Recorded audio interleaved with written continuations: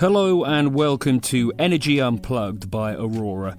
This podcast features various experts from Aurora having in-depth conversations with key industry leaders, policymakers and academics from all over the world. It explores the hottest topics across the energy market and gives a unique perspective on major energy issues. This episode is presented by Casimir Lorenz, Aurora's co-head of advisory in Central Europe. Welcome to Aurora Energy Unplugged. I'm very delighted to welcome Sven Utermöhlen here as a guest today. Sven is the Chief Executive Officer at RWE Offshore, and he actually joined RWE in 2020, but is in the offshore business since more than 16 years. So big welcome and thank you for joining, Sven. Thanks a lot, Casimir, for having me, and it's a great pleasure. Yeah, thanks a lot. I think we are at a very timely moment. We have seen massive offshore auctions in Germany, but also in the rest of Europe and globally. So there will be a lot of interesting topics to talk about today. I think the two main points I would like to raise with you today is A, supply chain, and B, market design. But let's deep dive into them into a second. When starting with supply chain, maybe, because I think this is really a key point that we need to solve in Europe, in Germany, but also globally, because targets are massive. And how massive these targets are is, I think, maybe a good thing to quickly show to our listeners. And when we're looking at what is the installed capacities by 2030, at least the country targets, we definitely have GB with a very ambitious target of 50 gigawatts. But also Germany, for example, looking at 30 gigawatts for 2030, are among the biggest players here. Denmark, even though a smaller country, as well as Netherlands, are looking for the Netherlands, for example, at 21 gigawatts in 2030, and Denmark at 13 gigawatts in 2030. So that's massive numbers, massive targets. But even more interesting is, of course, how much additional capacity do we need to build between now and these additions, right? And if we're looking at GB, that means a massive 38 gigawatts of additional capacity compared to current numbers. For Germany, it also means a 22 gigawatts. And for countries like Denmark and Netherlands, it's still above 18 and 11 gigawatts. So massive numbers, really. And I think this number also, if we look at, for example, at Europe, our number shows that we need to add around about 100 gigawatts until 2030. And with these numbers set, I'm personally a bit worried, even though I have biggest hope that we can reach that. But that's a massive number for the supply chain. So my first question to you, Sven, would be, how do you see the status and the outlook of the offshore wind supply chain in Europe? And can it be expected that these massive targets will actually be delivered? And probably you see some problems. And where do you see this main bottlenecks, if there are any? Yeah, thanks, Casimir. And indeed, I think it's a very, very crucial question and very crucial point for us going forward. You mentioned some of the numbers, and the very short answer is, the supply chain at the moment is not big enough to deliver this, nowhere near. Just a couple of points to underpin that. We will probably need about twice as much manufacturing capacity for turbines in order to achieve the 2030 targets. We will probably need about 4 times the current manufacturing capacity for foundations in order to reach the targets. We probably need about twice as many installation vessels in order to reach those build-out targets. So those are just 3 examples, and this goes on through almost any other part of the supply chain. So the very clear, very simple answer is the supply chain is not big enough, which means in turn, if the supply chain capacities, the manufacturing capacities, the installation capacities don't significantly increase, we will not be able to reach these targets.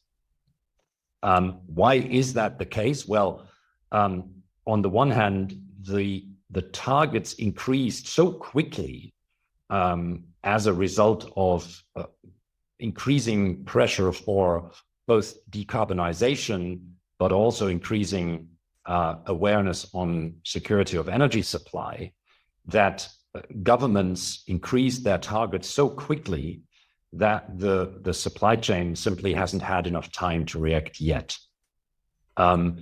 And to be clear, those big growth targets and political ambitions are obviously a positive thing.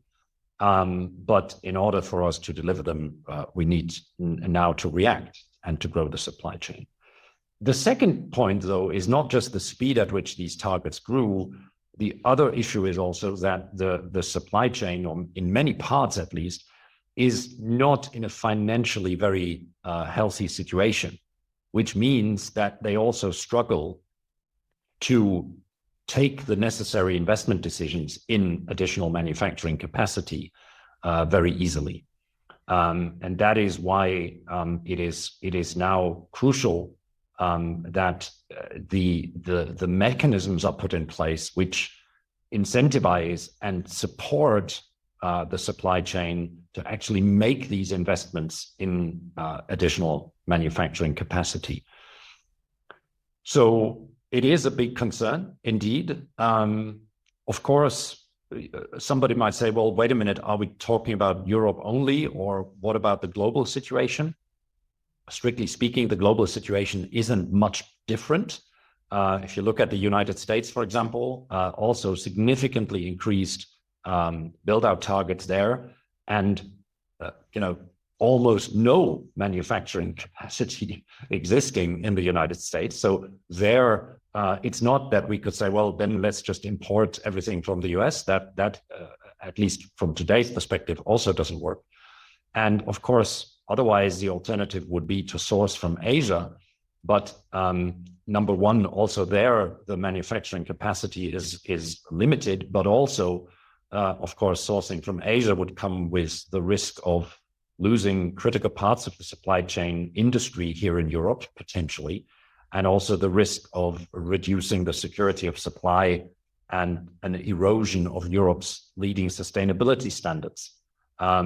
So that is also not a good alternative, let's put it this way.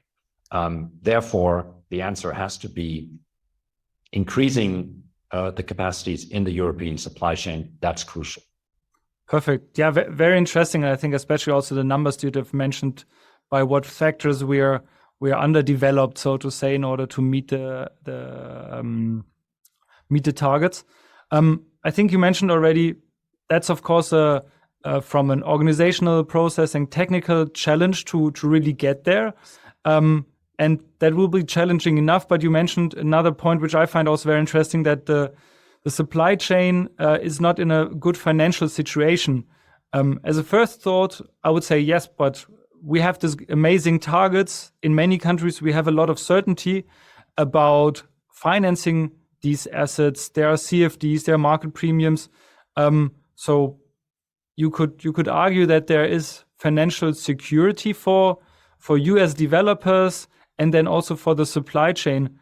Why do you think is that actually not the case, or what is missing here to give these financial stability in order to have the financial but also the organizational power to build up these supply chains? Yeah, maybe 3 points to that.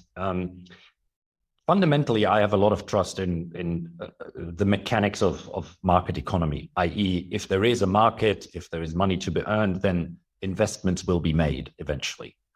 However, there are 3 points to this. The first one is, even if decisions are being taken today, then it will take a number of years, of course, to have these manufacturing capacities online. For a foundation manufacturing factory, it's probably something in the order of 3 years.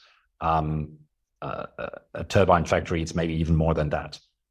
So it's not going to happen overnight. The other problem is, you mentioned the financial situation of the suppliers, and without going too much back into the past, this to some extent is driven by the manufacturers being caught in contracts that they signed prior to the massive inflation that we are seeing or have been seeing for the last few months. And they are locked into contracts where they sold at fixed prices, at least to a large extent, and now are faced with significant inflation in their own cost.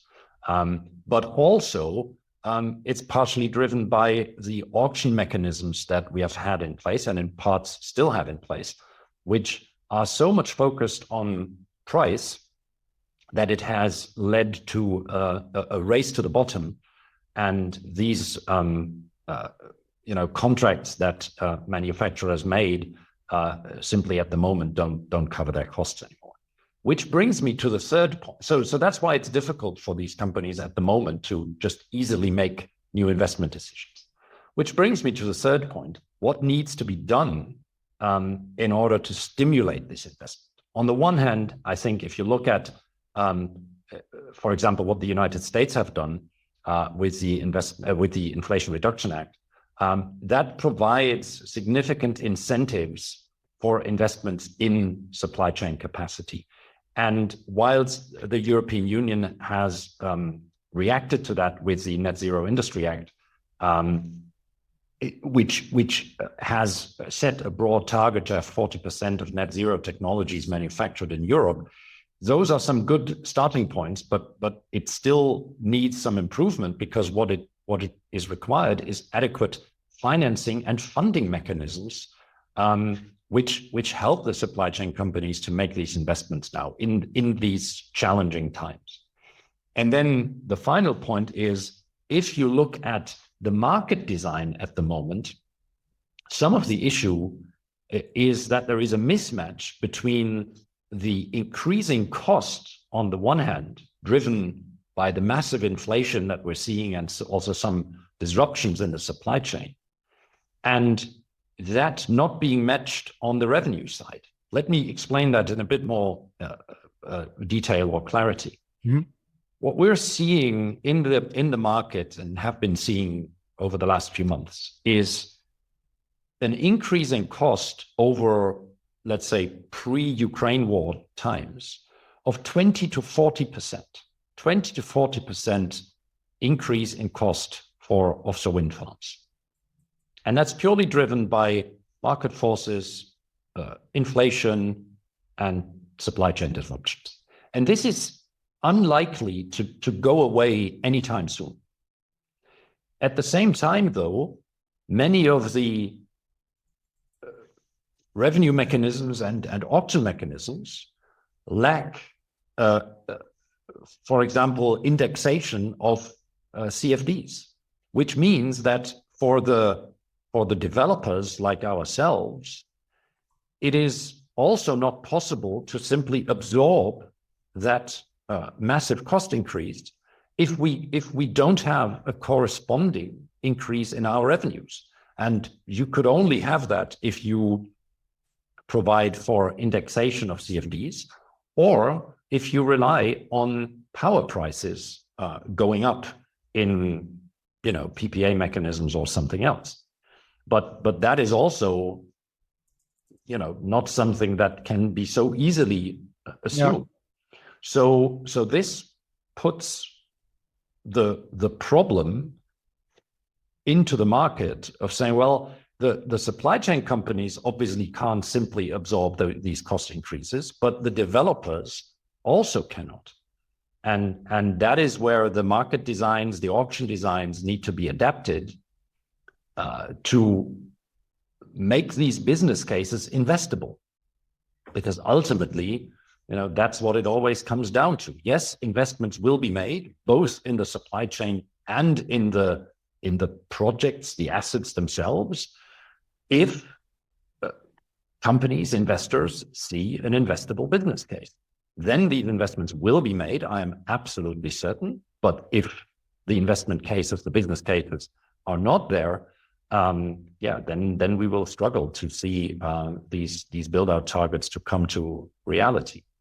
And what that also means is that the negative bidding that we currently see being increasingly the fashion where developers actually have to pay for the right to develop or the right to construct projects, that is obviously the opposite of being helpful, because it only means that it sort of deepens the whole of the business case.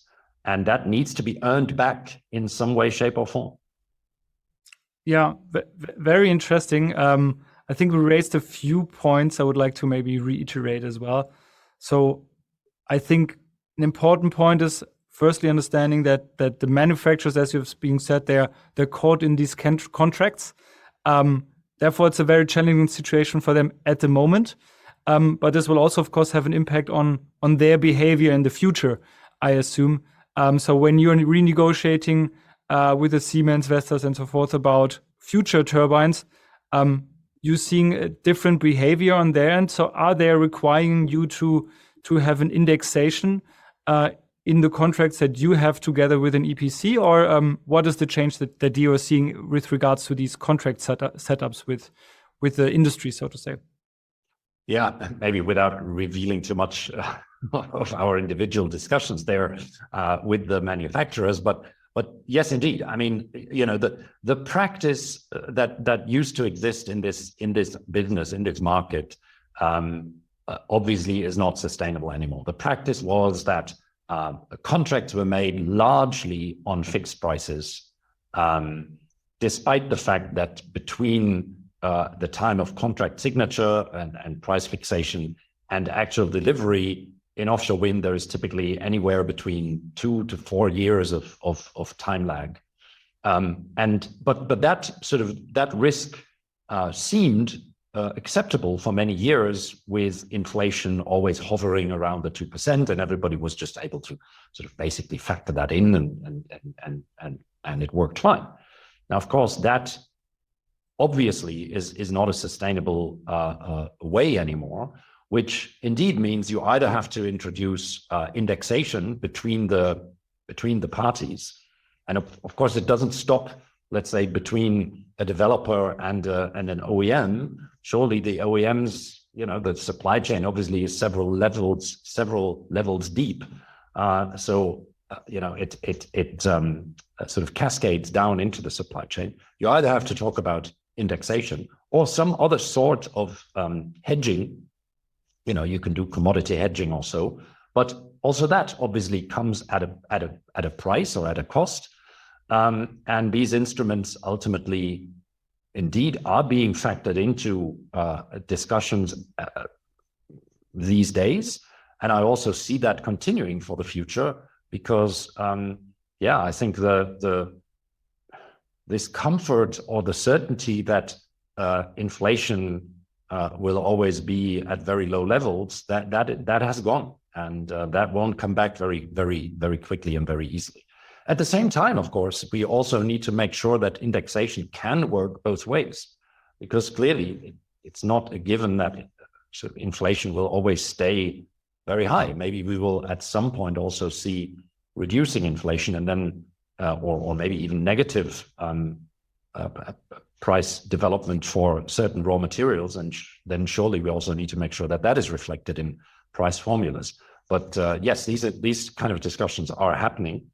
But as I said, ultimately, you know, you can do that through that value chain, but at some point it means these additional costs or risks need to be earned back by the ultimate investors, which is the developers.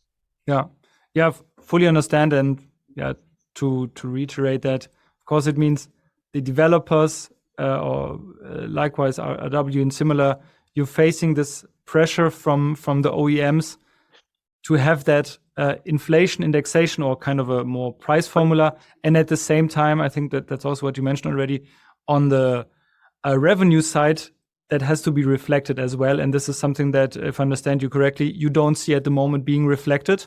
Of course, the market is actually going in a different direction, zero price bids and similarly.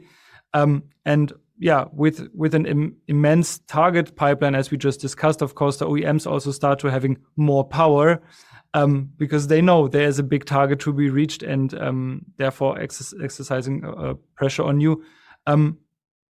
I think there are 2 points maybe to deep dive into. You have mentioned there are options of hedging. So I see that as an economist as a very interesting option. Before we get into the discussion of whether the potential subsidy mechanisms or PPAs should actually be indexed, which is also an ongoing discussion. But maybe if you can quickly elaborate on why you think, or maybe you believe that an hedging within the OEM or within actually the developer is something which is tricky and might slow things down. Yeah, I mean, look, in the end, you can hedge, but it doesn't mean that it only means that you lock things in and take away the uncertainty, but it doesn't mean that you are not ultimately faced with significantly higher costs, right? So if at the moment a supplier says, oh, you have to take an indexation in the price that goes with certain indices of steel and copper and general inflation and labor cost, et cetera, et cetera, et cetera. And if we believe that will actually lead to prices between today and, let's say, delivery time in 3 years, that we believe that means they will increase by X%. Well, then, but there is an uncertainty how big X really is. Yeah, then we can hedge that. But and that to an extent you can. It all depends if the indices in the price formula are actually hedgeable, if they are hedgeable products, and that's already not always a given. But even where it is, then basically all you do is you try to transfer that uncertainty to somebody else and say I want price certainty, but given where the market and the general inflation currently stands, it means you just lock in relatively high prices. And yes, that could mean that we get rid of the uncertainty, but at the cost of locking in very high prices, and that is obviously where the whole thing comes back to. We need to see mechanisms in the auctions or in the market designs that allow us to earn back the costs. That is, and in that sense, obviously, the wind industry, the offshore wind industry, is no different than any other industry. You make investments if you have sufficient certainty that you can earn back your costs plus customary margins. Mm-hmm. So that is what we need to make sure we establish or reestablish also for offshore wind. Otherwise, the investments won't be made. And taking that even a step further, would you say that if we don't see like to be defined indexation of a CFD mechanism or any other support mechanisms, it might even end up more expensive because the uncertainty about potential price increases will be factored in. And so it's actually from a system point of view, maybe favorable to say, okay, we take this risk away and therefore we would have lower cost potentially be bid because we don't have to factor in the risk. Is that something that you would agree to? I would think so, that there is certainly an element of that, because yes, otherwise you have people factoring in the risks. And again, hedging doesn't mean the risk goes away. It just means it goes away for one party and another party takes it over. And ultimately, somebody will factor it in. And so I don't think hedging makes things cheaper. I mean, you might end up saying, yeah, somebody then loses money in the end, but then it's also not a sustainable market model, right? So yes, I don't think hedging will make things cheaper. it may actually make it even more expensive, as you say, because those risk premia need to be factored in.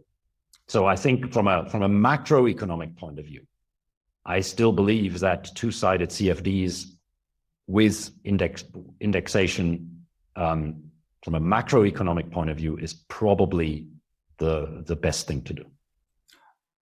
Great. Yeah, I think that was very clear. When we have been talking about market design already, anyhow, I think there has been massive changes in the power system due to the war. We have seen large discussions about market design in general, but also with regards to renewables in particular and offshore. We have seen transfers. Many countries are considering introducing CFDs, including Germany, also based on some pressure from the EU side. But maybe we can take a quick step back and get a short answer from your end on what do you think is actually the aim of a good market design for renewables and especially offshore wind? Yeah, I think the aim of a good market design needs to combine a couple of targets, right? The first one is it needs to provide sufficient investment certainty so that our build-out targets can be achieved, because the build-out targets are there for a reason. They are there because of our need to decarbonize our energy supply system and because we also want to increase security of supply. So these targets are there for a reason. So a good market design needs to provide the investment signals to reach those targets. That's number one. Number two, it should also do it at the least macroeconomic cost. And third, it should do it in a way that we maintain sufficient sustainability in the way we actually deliver these projects. So thinking about circular economy, thinking about biodiversity, thinking about also protection of working conditions, labor conditions, et cetera, et cetera. So those are I think the aims of a good market design. And then maybe there is another point that we didn't touch upon yet. Obviously, what you also should avoid is uncoordinated market interventions, power market interventions. We have seen interventions recently that were triggered by the energy crisis that was triggered in turn by the Ukraine war. And there were reasons why at that moment interventions were politically required. However, it is something we now have to move away from again. And in that sense, there are some concerns that we have. For example,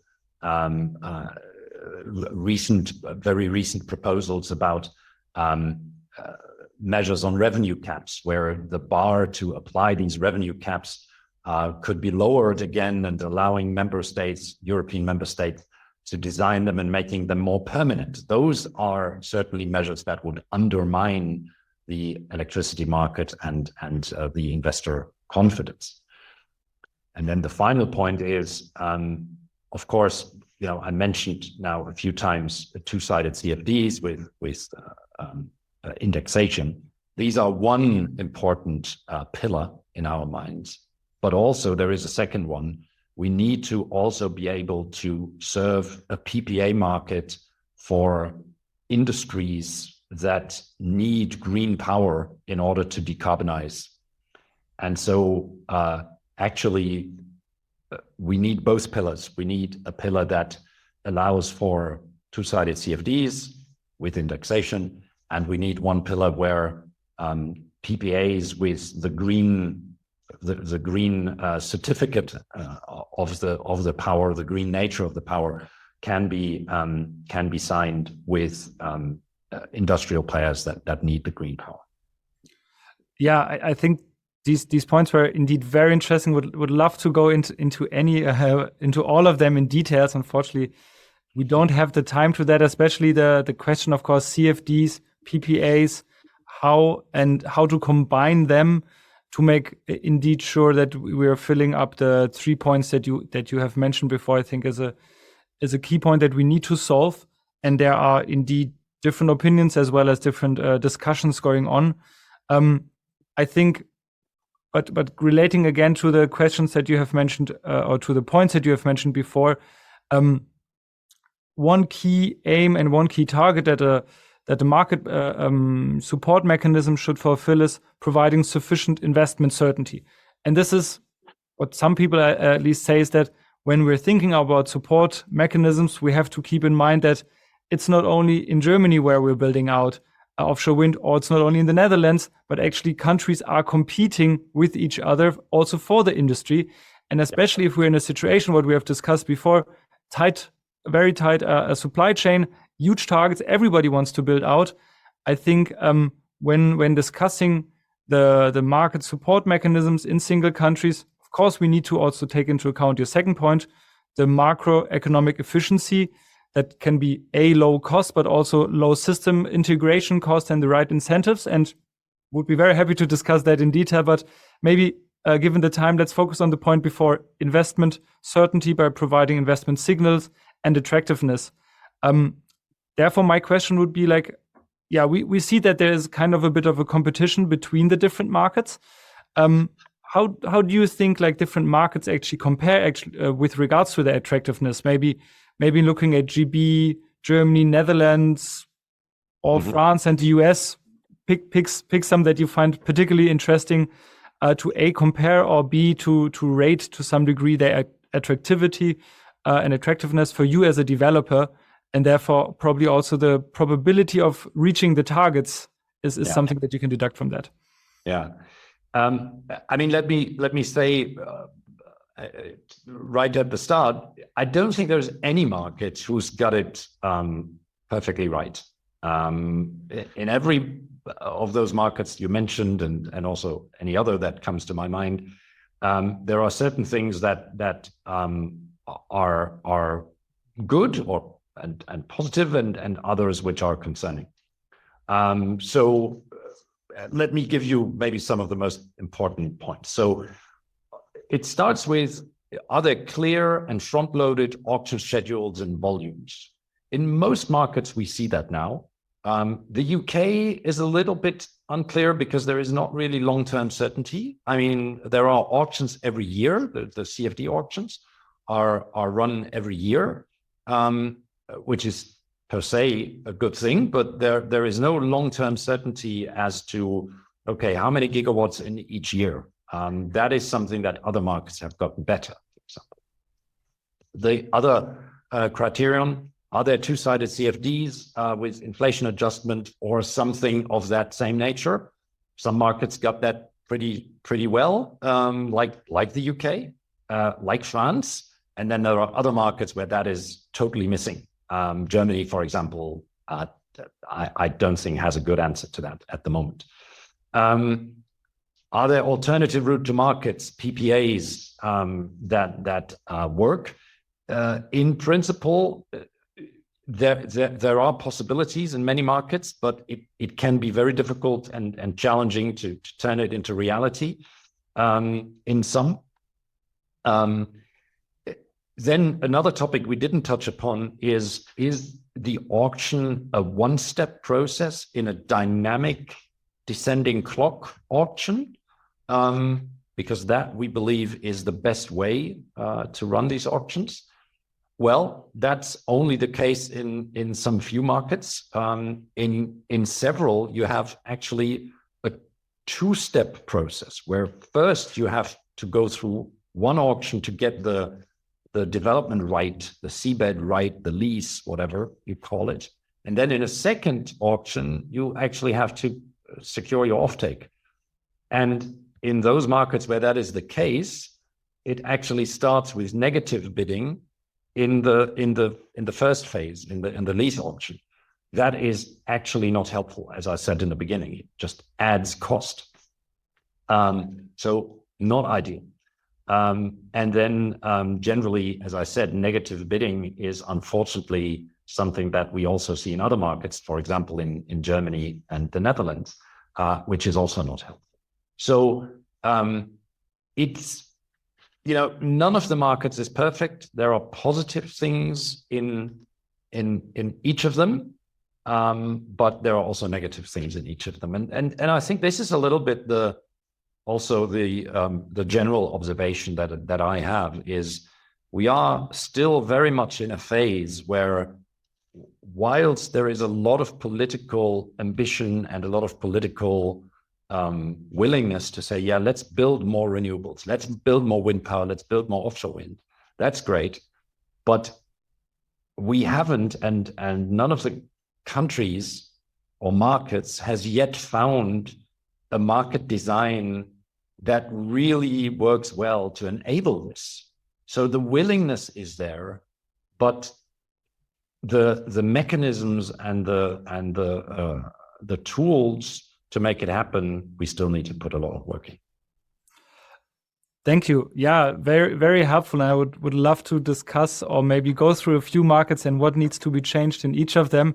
Unfortunately, we're at the end of the time. I think I personally learned a lot. I hope it's the same for our listeners. Maybe to quickly summarize that. So I think we can take away that supply chain is very challenging. The 20 targets are massive and we need a big ramp up here. However, we're missing financial security on developer as well as on the supply chain, on the production side, so to say. That's something to be overcome.